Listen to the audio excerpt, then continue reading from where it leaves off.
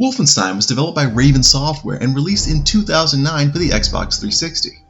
It is a canonical continuation of the long-running Wolfenstein series. Don't ask me how or where it fits into the timeline because I don't know.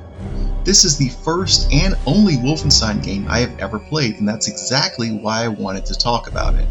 See, Wolfenstein 2009, which I'll just call Wolfenstein from here on out, is unlike any other entry. It has much more in common with the Call of Duty series than the Wolfenstein one. This is unsurprising given that Raven Software worked on COD, and that's totally my jam. So let's get into it. Wolfenstein is a standard mission-based FPS with one big difference: an open world map, or rather a small series of interconnected maps broken up by district, such as Midtown and Downtown. You can travel between these, but they are gated based on your progress.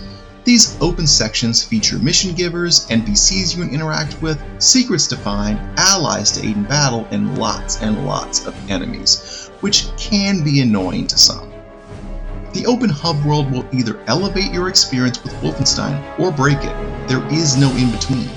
If you dig what the open world is doing, you will see shades of Borderlands in the experience, not from the loot, but from the freedom and interconnectivity of the world. Or you will see needless padding that only dilutes the core experience and otherwise exciting level design. Love it or hate it, the open world component will define your experience with Wolfenstein. The story follows our protagonist, US Agent BJ Blazkowicz, as he destroys a Nazi ship and obtains the Thule Medallion, which grants him magical powers. BJ is then sent to Eisenstadt, a German city where the Third Reich is doing research and excavating ancient Thule sites. Eisenstadt is a war zone, since there is a resistance, an occult organization, and a black market all resisting the Nazis.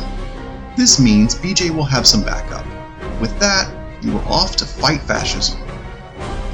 The gameplay here is standard Call of Duty with a weapon wheel and 4 mystical powers that can be unlocked. You can generate a shield or slow down time, but I rarely use those.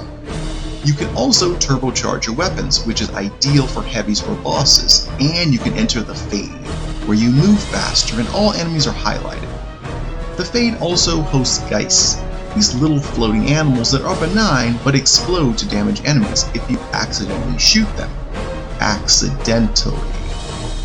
Do not try to pick on these guys though, because they will defend themselves, and they have much bigger, angrier variants. There are also some very rudimentary puzzles where you use your powers to get past an obstacle. The word puzzle may be a bit strong though. Progression is a real thing here, since you can both find money and earn it from missions. Money upgrades your weapons, restocks your ammo, and enhances your mystical powers. Deciding which weapons to upgrade or resupply gives you an opportunity to customize your experience. I went with the classic strategy of using whatever gun the enemies are using, since that way each enemy serves as like a little tiny ammo dump. As the game progresses, the enemies around you all get tougher. The enemies. There are several varieties of evil Nazi for you to defeat. There are standard troops, elite SS troops, flamethrower guys, assassins, and a bunch of mystical baddies. The variety of enemies is impressive for a World War II style shooter, and it helps keep things fresh. Still, no matter what combination of enemies is thrown at you, the powers and weapons at your disposal always gives you a chance to succeed. So that's why you shouldn't shy away from setting the difficulty to hard. BJ can handle it. Should you play Wolfenstein? Well, if you like Call of Duty and have always been curious about the Wolfenstein universe, I say check it out. If you're a Wolfenstein purist, whatever that is, then this may not be for you. Now, if you will excuse me, I have to deal with a bunch of angry neo-Nazis that I just pissed off by making this review. So, where did I leave that Thule Medallion lying around?